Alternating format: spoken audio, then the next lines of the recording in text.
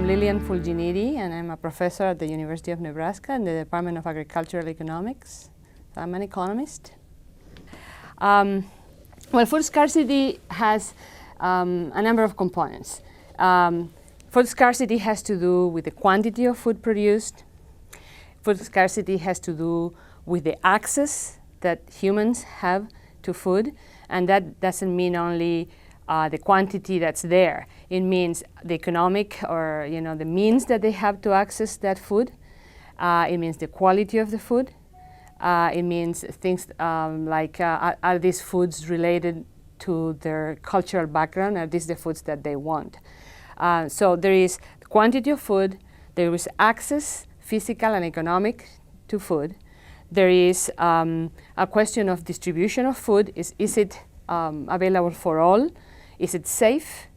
Is it nutritional? If it's, is this the characteristics that you want in terms of nutrition and in terms of culture?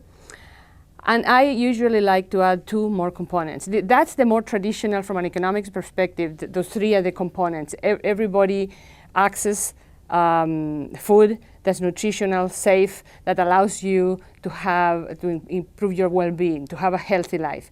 But the two components that I like to usually add are one component related to the quantity of food available, and is it sustainable?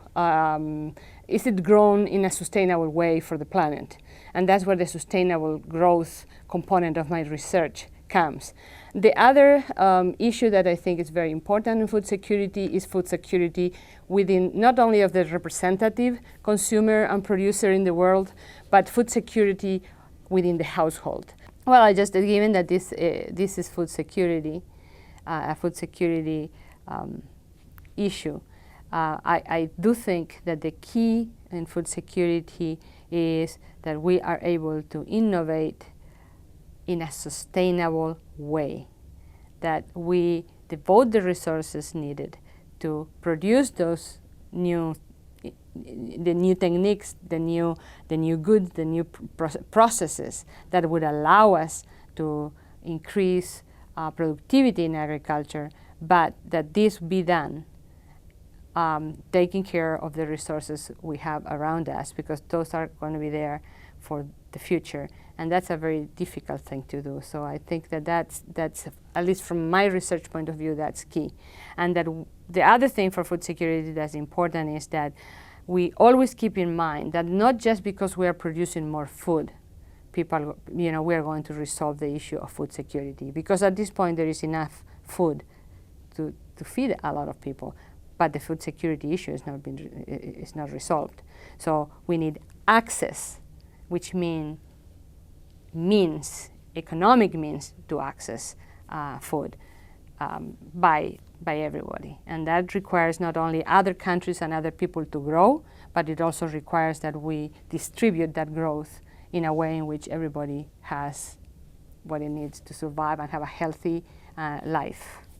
What are the innovations that we introduce into the system that allow us to use labor, use land, use fertilizer more efficiently to produce more? Because if you look through history, you see that labor, you know what's happening to labor, you know what's happening to land, to capital, and therefore, if they are increasing, you would have more agriculture, more food produced. But if you trace the changes in capital, let's say in agriculture, there have been a lot less, or they don't explain the big increases in yields. The big increases in yields come from innovation developed by humans. Human ingenuity has been able to produce innovations, make us use the resources more efficiently, produce a lot of corn and soybeans, and with that increased livestock production, protein production, and chickens and all of that. And so yes, the age of abundance, the 1940s to 2005 or so, shows that supply has outpaced demand big time, and that's why the price of food has been down. There is a period there from 2005-06 to the end of 2008, which I call the perfect storm, because there is a huge increase in prices. what happened? Why was that? Well, we had Russia and you know, there were a number of droughts. Australia had a huge drought, and that and we have India and China growing quite a bit, and with that increasing the demand of protein mainly, because as your income grows, you don't eat corn mash anymore. You start eating beef or pork that, you know, it's a higher level of protein. And all of that, you know, plus oil going up through the roof, produced these huge increases in the price of commodities, of corn and soybeans and wheat, because when one goes up, the others go up too, because they all use the same land.